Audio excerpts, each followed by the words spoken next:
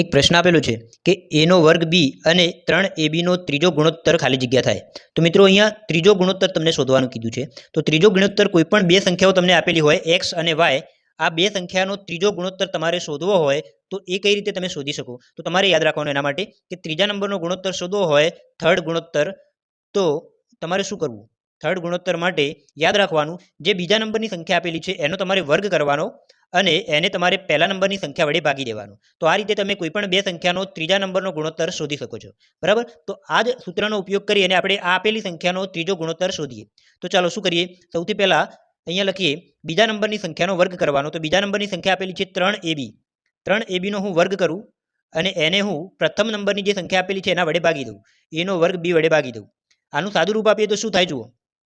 અહીંયા દરેક સંખ્યાનો વર્ગ બની જાય. 3 નો વર્ગ થાય 9 અને એનો વર્ગ અને બીનો વર્ગ અહીંયા આપણે અલગથી લખી શકીએ, a સ્ક્વેર અને b સ્ક્વેર. છેદમાં તમને આપેલું છે એનો વર્ગ અને બી. હવે મિત્રો આનું આપણે સાદું રૂપ આપીએ છેદ ઉડાડીને તો શું થાય? અહીંયા એનો વર્ગ ઉડી જાય, બીની અહીંયા 2 ઘાત આપેલી છે, બીની 1 ઘાત આપેલી છે, તો અહીંયા બીનો 1 ઘાત ઓછી થઈ જાય. તો અહીંયા શું વધે છે? 9 વધે છે અને બી વધે છે. તો અહીંયા તમારો માગેલો જવાબ મળી જાય કે ત્રીજા નંબરનો ગુણોત્તર કેટલો થાય? તો 9b જેટલો. બરાબર? તો અહીંયા સાચો જવાબ તમારો બની જાય છે અહીંયા ઓપ્શન નંબર બી. ત્રીજા નંબરનો ગુણોત્તર છે 9b.